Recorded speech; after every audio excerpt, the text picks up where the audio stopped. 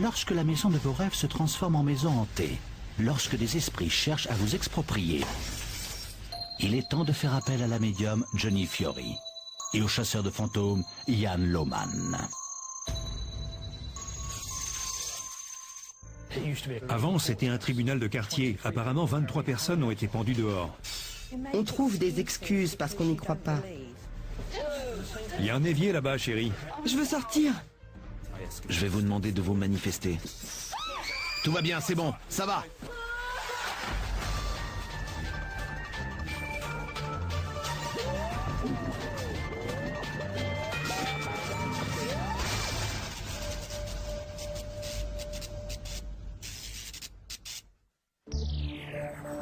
Burnham, dans le Buckinghamshire. Pittoresque petit village anglais où la vie s'écoule toujours aussi calmement.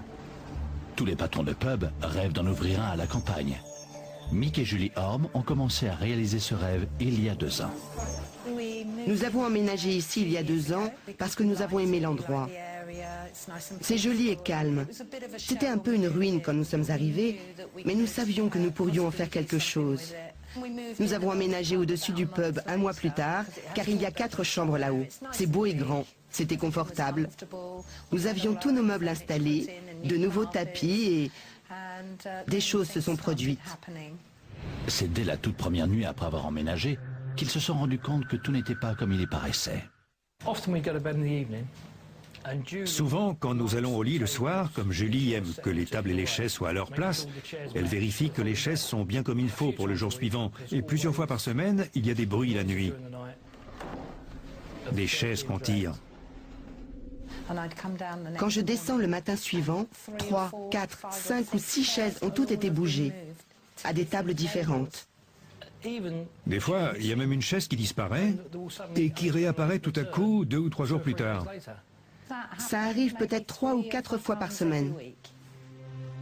Les tables et les chaises ont l'air de se déplacer toutes seules. Ayant interrogé l'ancien propriétaire, ils se sont rendus compte que cela lui était aussi arrivé. Et puis, il y a aussi des incidents qui se déroulent tard dans la nuit. Dans le bureau, juste en dessous de l'appartement, j'entends très souvent toc-toc à la porte derrière moi. S'il y avait quelqu'un, je pourrais le voir par la fenêtre quand je rentre ou sors du bureau. Mais il n'y a jamais personne. Mick et Julie commençaient à se sentir mal à l'aise, quand des faits plus inquiétants encore eurent lieu dans la cuisine. Des objets volaient dans leur direction, sans compter d'autres incidents totalement inexplicables. Ils voulaient croire que ce n'était rien, mais les faits inexpliqués se multipliant, ils commencèrent à se poser des questions. On trouve des explications pour ce qu'on voit bel et bien, et on l'oublie, jusqu'à ce que ces événements s'amplifient et qu'on se mette à réfléchir. On se dit, peut-être qu'il y a effectivement quelque chose d'étrange. Et un soir, alors que Mick est en train de fermer le pub, quelque chose de vraiment terrifiant se produit. J'ai fermé à clé les 2 portes de devant, puis je me suis dirigé vers les interrupteurs, et je les ai tous éteints. J'ai fait un pas dans le noir total, quand soudain j'ai entendu « Où tu vas maintenant ?» On aurait dit une vieille dame, presque comme une voix de sorcière. Je suis resté figé, et je suis retourné dans le pub. Ce n'était pas Julie. Je savais qu'elle m'attendait dehors dans la voiture. Ça m'a terrifié. Mick et Julie avaient le sentiment que quelqu'un ou quelque chose essayait de les faire partir. Il était temps d'admettre que quelque chose ne tournait pas rond à Burnham. Il y a 2 ans, Mick et Julie Orme se sont installés dans l'appartement au-dessus de leur pub à Burnham, dans le Buckinghamshire. Ils ont presque tout de suite eu la sensation que l'endroit était hanté. Cette situation commence à avoir des conséquences sur leur vie de famille. Nos enfants ne sont pas enthousiastes à l'idée de revenir vivre ici. Mon fils Daniel fait mine d'aller bien, mais ça l'embête pour sa fille. Avec un peu de chance, quand tout sera résolu, ils seront contents.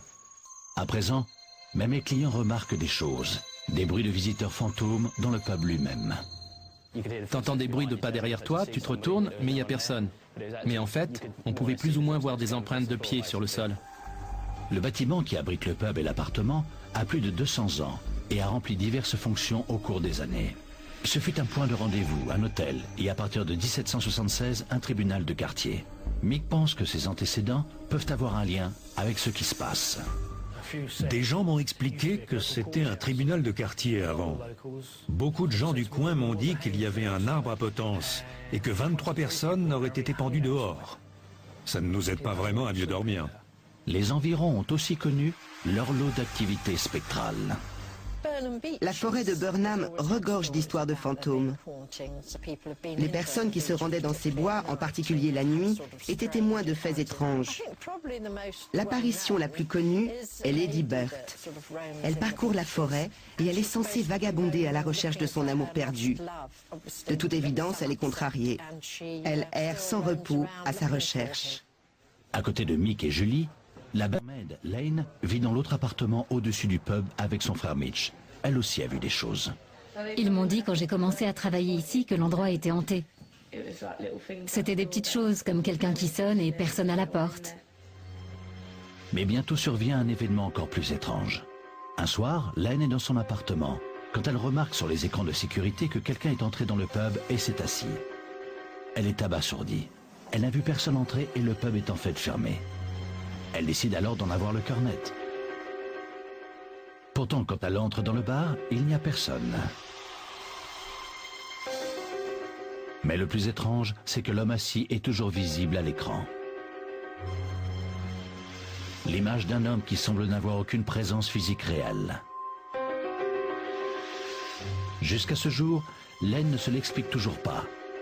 Et personne n'a jamais identifié le mystérieux individu. Mais un jour, ces incidents étranges ont fini par prendre un tour dramatique. Jusque-là, c'était surtout des trucs marrants, jusqu'à l'incendie. Tout a commencé un soir où Mitch rentrait chez lui avec sa petite amie. Laura et moi, on rentrait du resto un soir, on pensait se coucher tôt et aller au lit. Ils s'endorment vite. Mais alors qu'ils sont couchés, les événements prennent un tour sinistre. Le radiateur, pourtant bien fixé au mur près du lit, s'écrase sur le sol et prend feu. Le radiateur est tombé en faisant un gros boom. Le tapis a pris feu. Tandis que la fumée emplit la pièce, le couple continue à dormir. On ne se réveillait pas alors que Lane nous appelait depuis plusieurs minutes. Je me suis réveillée avec toute cette fumée dans ma chambre. J'ai vérifié la salle de bain, la cuisine, donc j'ai su que ça venait de la chambre de mon frère. Il y avait tellement de fumée qui en sortait. J'ai tapé à la porte et Mitchell s'est levé.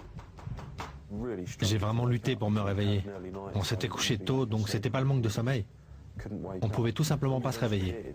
Lane nous a enfin tiré de notre sommeil en cognant contre la porte et en hurlant « Il y a le feu, il y a le feu !» À 20 minutes près, on serait plus là. J'avais prévu de dormir chez des amis. Heureusement que je suis rentrée, si je l'avais pas fait, ils seraient pas là aujourd'hui. On aurait dit que le radiateur avait été arraché du mur. Il était fixé au mur et je pense pas qu'il aurait pu juste tomber comme ça.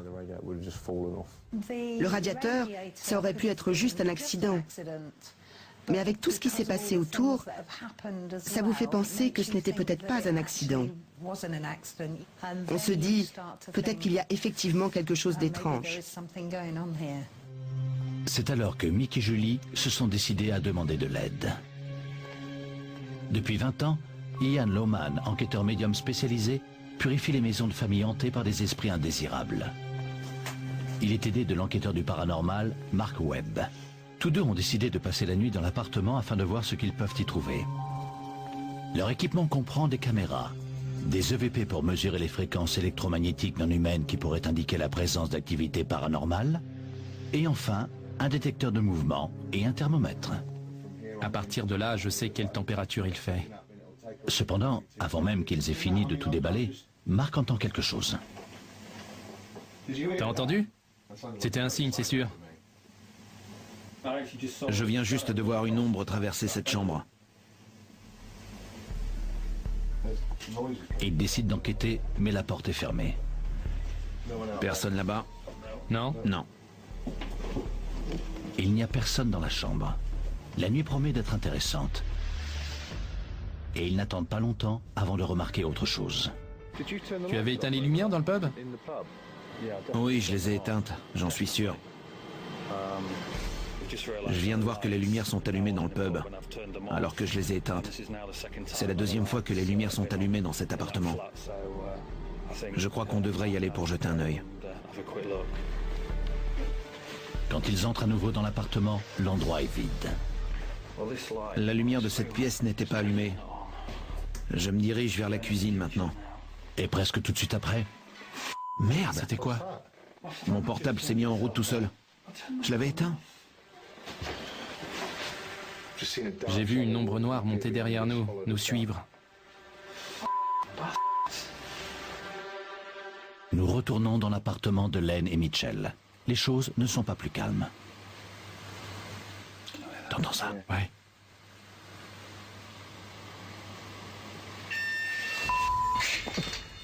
Le détecteur de mouvement a décelé quelque chose dans le couloir qui mène à la chambre.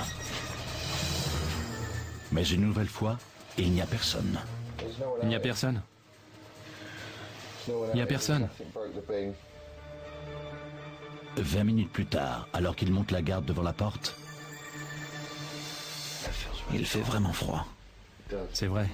Et pourtant on a du chauffage ici. Il fait très froid. une chute de température est souvent considérée comme un signe avant-coureur de la présence d'esprit. Mais ce qui se produit par la suite est tout de même troublant.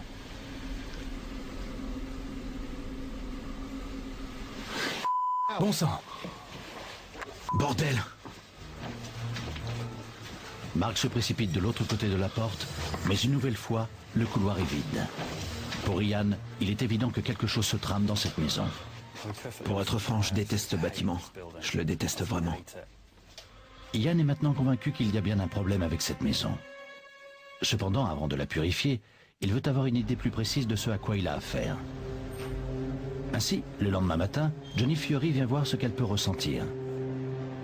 Elle vient d'une longue lignée de médiums et a déjà un fort pressentiment. Rien que de penser à pénétrer dans les lieux, je suis déjà un peu en transe.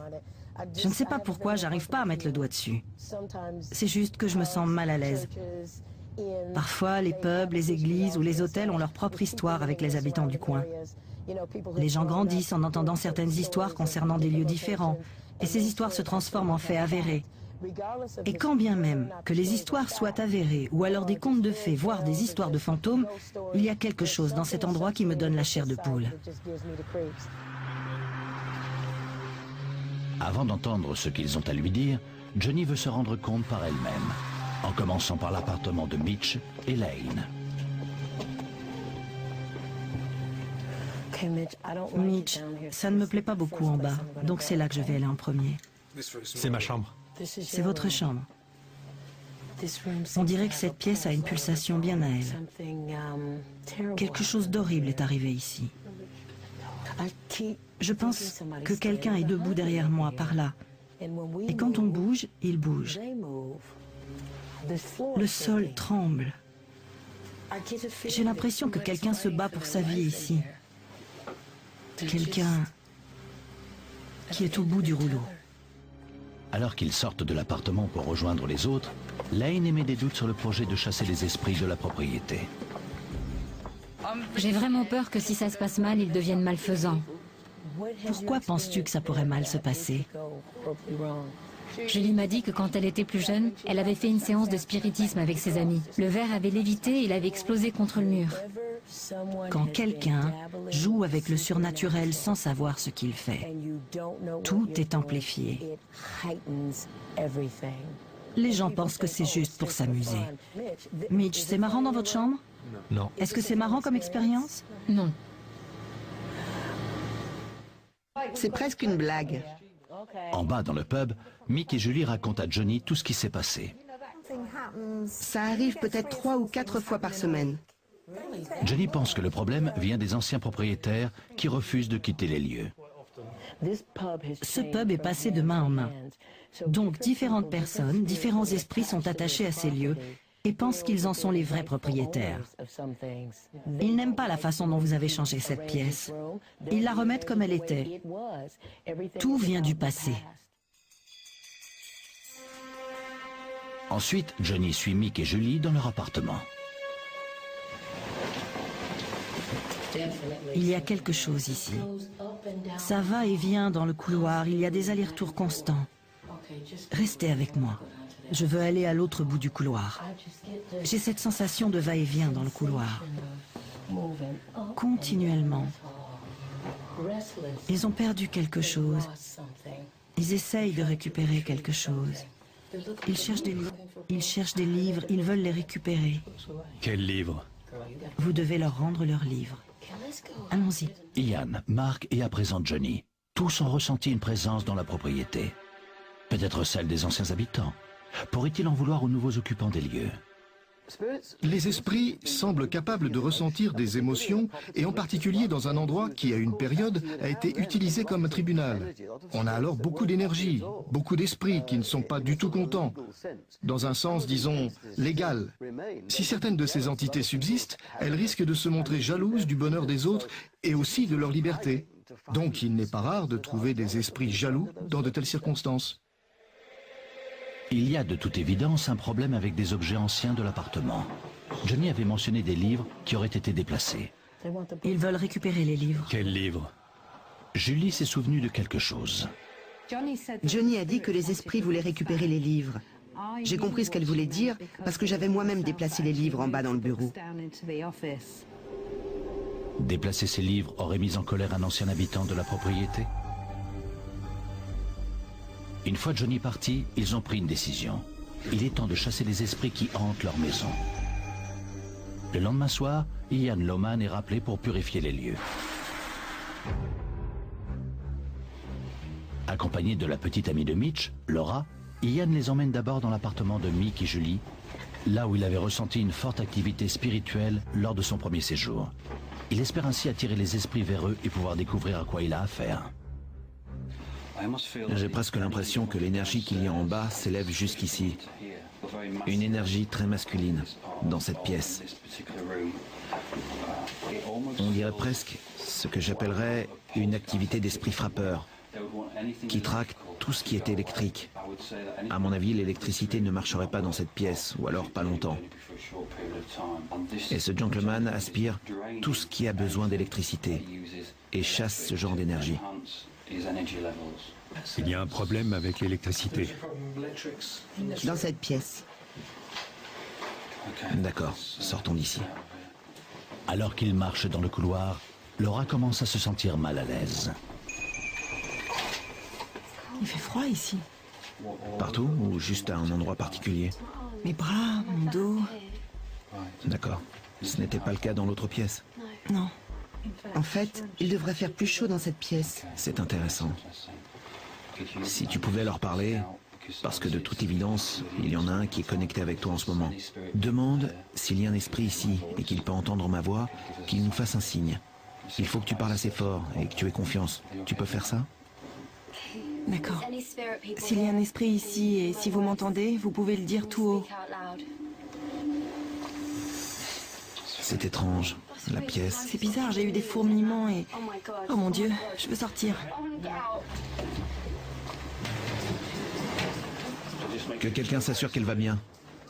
J'ai eu de grosses bouffées de chaleur dans tout le corps. Ok, elle reste forte. Amis, manifestez-vous et venez à moi, s'il vous plaît. Venez à moi. Venez à moi, amis. Ok, restez avec moi. Venez à moi. Venez à moi, amis. Restez avec moi.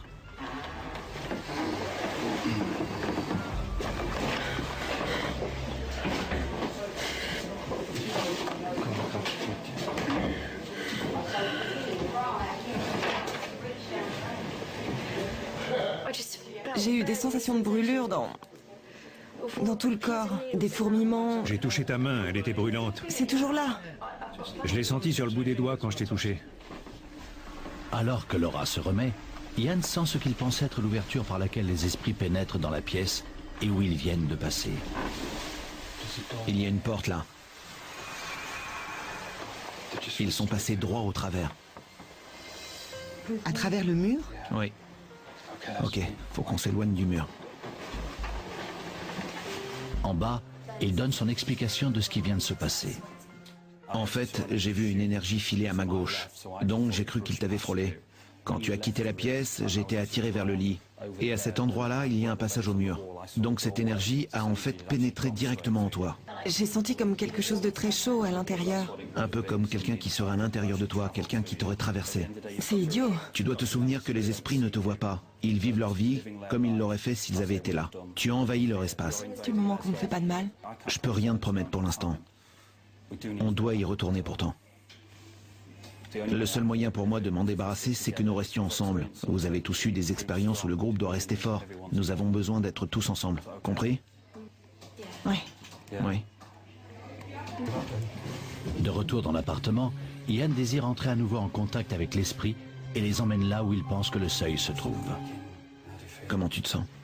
J'ai de nouveau froid en fait. Ok. Tu peux te retourner et faire face au mur? Je sais qu'il y a une ombre là, une ombre qui vient des barreaux. Oublie-la. Regarde par là.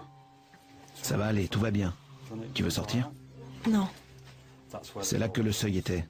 Donc cet enfant est tombé. C'était un petit enfant qui a couru par là. Partons de là. Ça marche?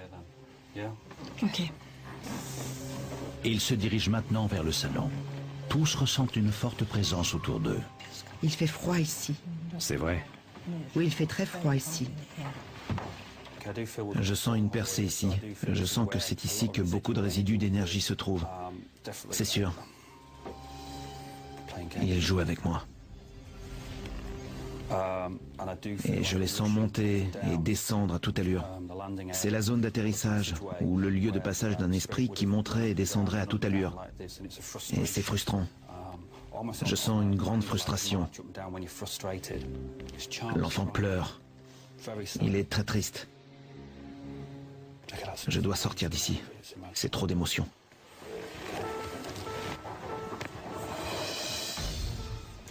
Il y a 3 personnes ici avec nous. Qui dort de ce côté? Moi. Oh là là, il fait trop froid. Vous êtes conscient que vous êtes espionné? Oui, ça me réveille. On peut y aller?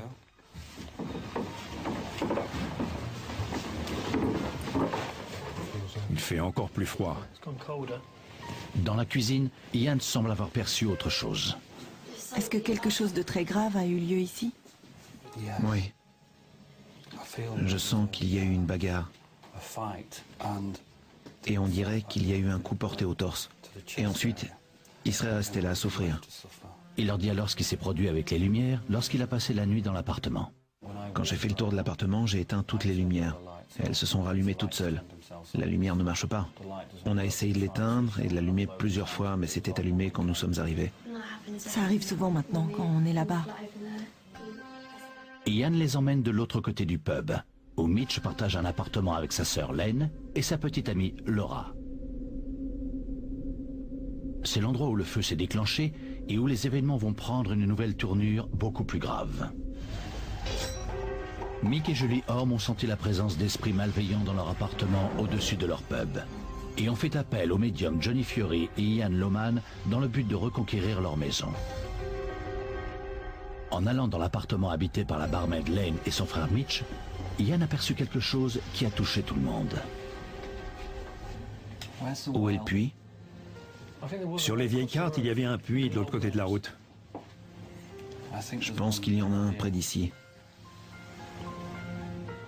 Quelqu'un s'est noyé dedans. Oh mon Dieu.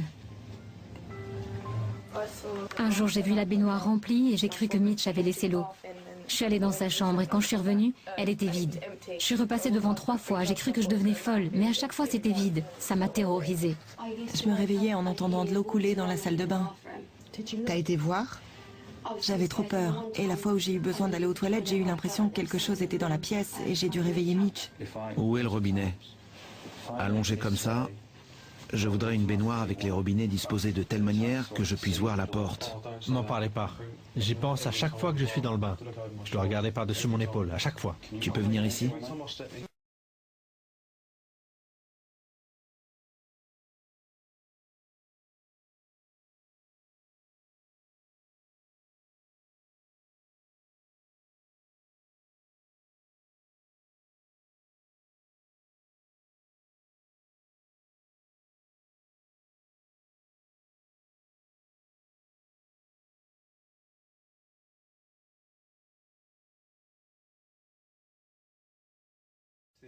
Chaque fois que je suis là où je me tiens en ce moment, j'ai des frissons.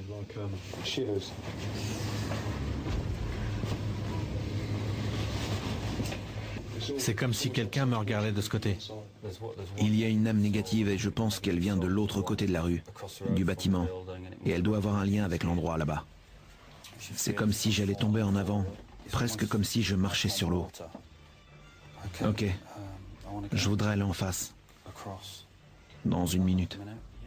Ils sortent de la salle de bain et peuvent à présent sentir très fortement la présence d'esprit tout autour d'eux. Tout particulièrement Julie. Ça va, Julie? Il y a un évier là-bas, chérie. Je vais vomir. Mon estomac fait des bonds. C'est gênant. J'avais raison, je savais que j'avais raison. Depuis le début, je savais que j'avais raison. Je le savais. Sans signe avant-coureur, tout d'un coup, j'ai senti que j'allais vomir. À chaque fois, j'ai du mal à y croire, Mitch. Il a raison. J'ai senti que le sol se dérobait sous mes pieds, comme si j'allais passer au travers. Quand il a dit qu'il avait l'impression d'être dans l'eau, j'ai cru que je tanguais un peu. C'est ce qui m'a rendu malade. Ça ne m'arrive jamais. D'habitude, je ressens des signes avant-coureurs avant de vomir. Je sais exactement ce que tu ressens. Depuis que je suis arrivée dans cet appartement, j'ai toujours l'impression de pencher vers l'avant. C'est à cause de l'appartement. Si tu restes immobile trop longtemps, tu tangues. C'est ce que je ressens. Comme si t'étais saoule alors que tu l'es pas. Oui. Étourdi, la tête qui tourne. Oui. À présent, ils sont tous rentrés en contact avec les esprits qui sont chez eux. Tout le monde se rassemble dans la chambre de Mitch pour découvrir comment Ian compte s'y prendre pour purifier les lieux. Ils commencent par préciser quel est l'esprit auquel ils ont affaire. Très bien. Je pense que le gentleman qui s'est pendu était le patron ici. Et c'est la personne qui pose problème à l'intérieur des deux appartements. Pourquoi est-il si en colère? Parce qu'il a tout perdu et que personne d'autre ne devrait être heureux. Sa famille lui a tourné le dos quand il a tout perdu. C'est pour ça qu'il s'est donné la mort. Je dois trouver quelque chose qui pourra nous débarrasser de notre problème. Au départ, quand j'ai fait un tour, et quand j'ai dormi ici la nuit dernière, j'ai pensé qu'une séance main dans la main, que cette force, suffirait à nous débarrasser de ce qu'il y a ici. Après ce soir, je me dis que ça marche mieux quand on utilise l'énergie de la famille. Je pense que la seule manière qu'on a de le piéger ou de le combattre, c'est de prendre une planchette parlante, c'est-à-dire une planche Ouija. Il y a des conséquences. Je ne vous cache pas que ça pourrait être dangereux. Le choix vous revient entièrement. Si vous ne voulez pas le faire, vous n'êtes pas obligé. Mais je dois savoir. Vous êtes plus susceptible de les chasser avec notre aide? Oui. Si tout le monde reste, ça me dérange pas. Oui. Mitch, tu es d'accord? Pour être franc, je préférerais pas, mais... C'est à toi de décider. Parce que c'est moi qui vais devoir dormir ici ce soir. Je veux que tu le fasses. Bon. Je suis d'accord pour le faire. Je suis prêt à le faire. Je vais essayer. Oui. Oui. T'es sûr? C'est une planche Ouija. Vous en avez déjà utilisé une et vous avez eu des problèmes. Oui, c'est ça. Bon. Mettez vos mains sur la table, s'il vous plaît. C'est trop bizarre. Fermez tous les yeux.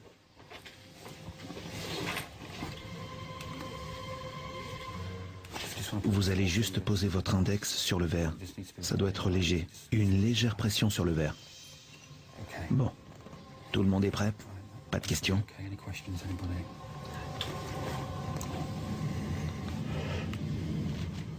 J'invite toutes les forces négatives à pénétrer entre ces quatre murs, sur ce sol. Je vous demande... Ça va? Ça bouge. Tout va bien. On arrête quand vous voulez.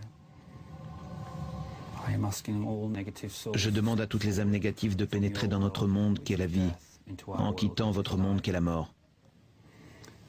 Y a-t-il quelqu'un qui aimerait communiquer? Je vous demande de vous manifester et d'utiliser votre énergie pour faire bouger ce verre.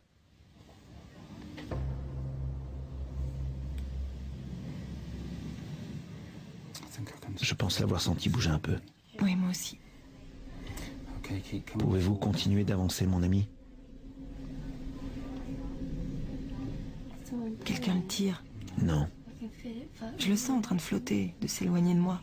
Et de moi. Il s'éloigne de moi. Continuez de vous approcher. Plus près.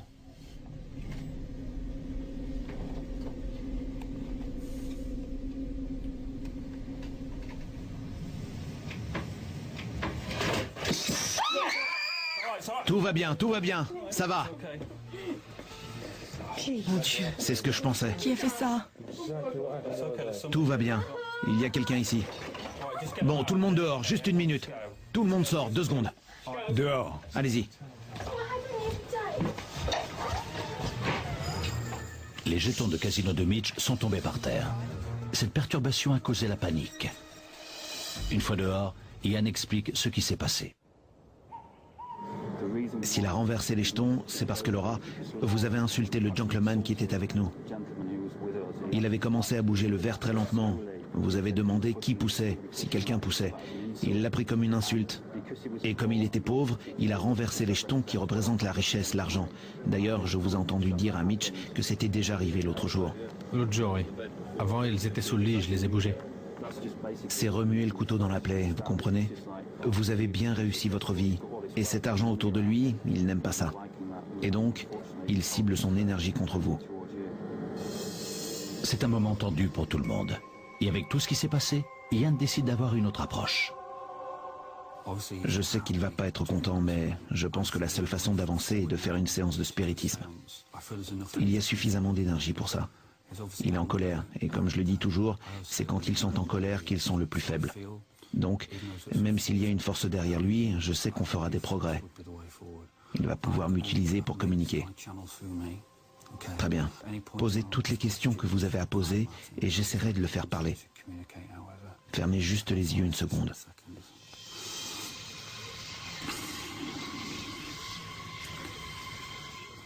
Je demande à l'esprit de se manifester entre ces 4 murs. Je vous demande de diriger votre colère contre moi uniquement. J'en appelle aux forces qui nous guident et nous inspirent, et aux familles défuntes qui nous ont précédés. Je vous demande de protéger chaque personne présente dans cette pièce. Je demande au gentleman qui fait tomber les objets un peu partout et qui effraie ces gens de s'approcher, de venir près de moi.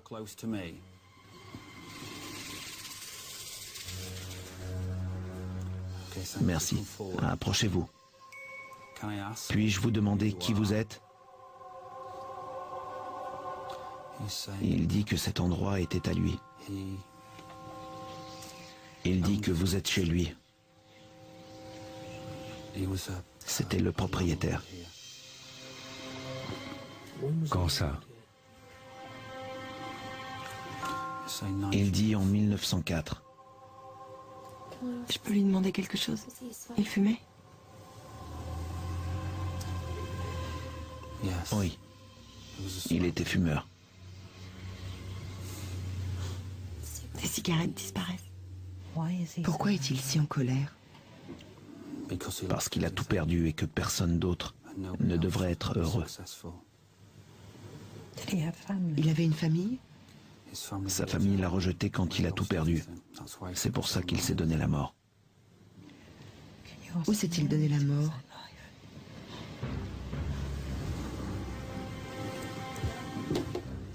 Dans les caves. Demandez-lui pourquoi il hante surtout la chambre. Parce qu'il a essayé ici au début et qu'il n'a pas réussi. Et il voulait que tout le monde le voie. Parce qu'il est resté pendu pendant des jours avant que quelqu'un le trouve. Qu'est-ce qui le dérange le plus maintenant dans cette pièce? Il dit, toi pétasse. Moi?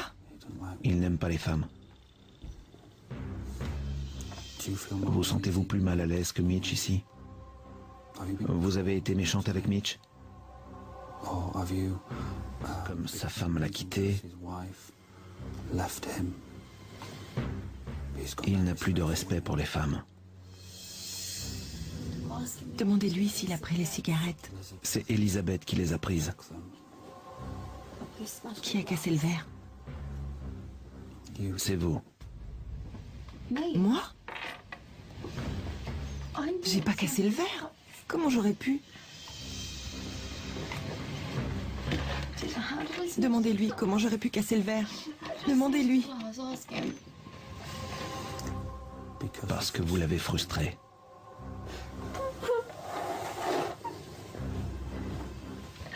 Demandez-lui pourquoi. Pourquoi? Est-ce que vous criez? Oui. Et vous hurlez? Il dit que vous devriez parler plutôt. S'il aime pas les femmes, il m'aime pas non plus. Il dit que vous êtes toutes des pétasses. Pourquoi il me dérange pas, moi? Pourquoi il est dans la chambre de Mitchell? Pourquoi il essaie pas de me faire peur aussi? Parce que Mitch est fort. C'est à moi qui fait le plus peur. Il sait que je suis faible, non? Il veut le sien. Il veut le corps de Mitch, car Mitch est fort. Il essaye de prendre Mitch. Comment ça, il essaie de prendre Mitch? Pour l'affaiblir? Oui. Il dit qu'il veut Mitch. Mitch lui a crié dessus. C'est vrai? Peut-être.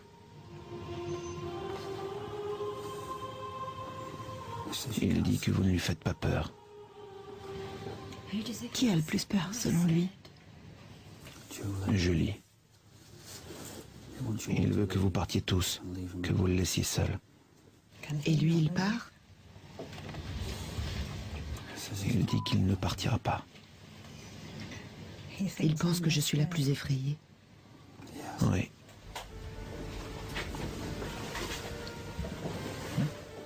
Parce que tu te caches derrière ta mère. Si on part pas, il nous fera du mal? Oui. Il a provoqué l'incendie? Oui. Il voulait tuer qui? Il voulait Mitch. Pourquoi on s'est pas réveillé avec Mitch?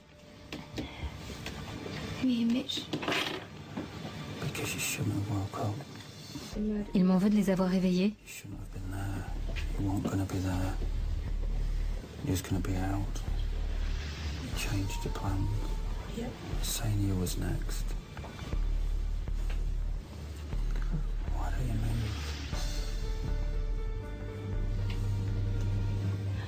Demandez-lui si c'est lui qui a fait couler le bain la fois où...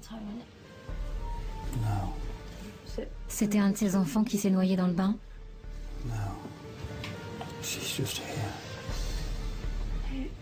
Qui a fait couler le bain alors?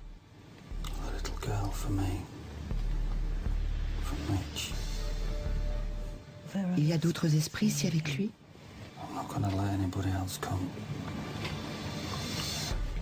Qui nous regarde quand on est dans la salle de bain?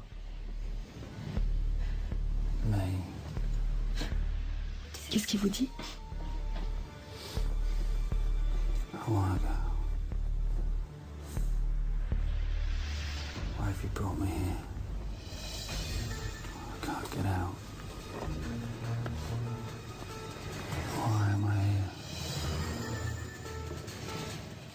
Pourquoi vous êtes là? Et vous étiez déjà là. Vous étiez déjà enfermé. C'est faux.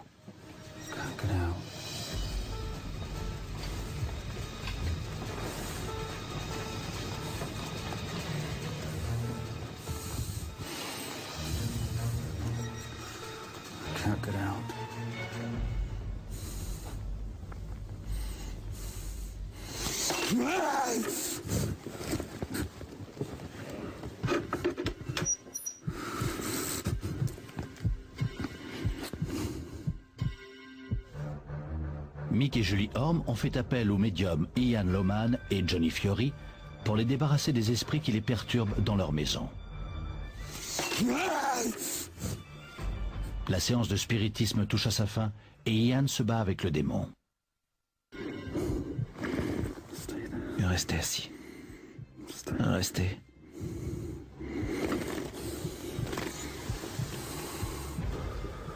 Ne partez pas.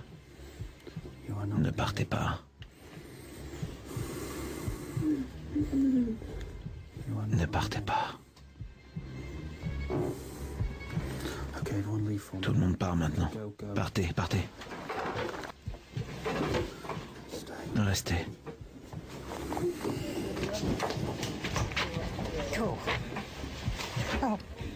Restez ici avec moi. Ne partez pas. Je vous demande de vous éloigner. Je demande à votre famille, aux êtres qui vous sont chers, de s'approcher et d'apaiser votre culpabilité. Maintenant, il est en colère. Je vous demande de ne pas me combattre. Votre famille arrive.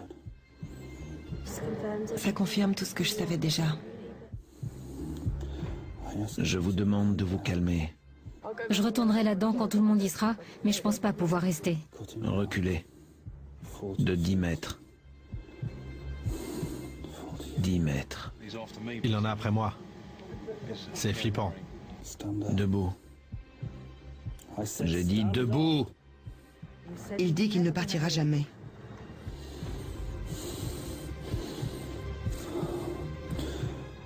Je pensais pourtant qu'on y arriverait. À s'en débarrasser. Oui, à se débarrasser de lui. Enlevez la corde de votre cou. Vous êtes libre maintenant. Avancez. Continuez d'avancer. La porte va s'ouvrir. Continuez d'avancer. Avancez. Avancez.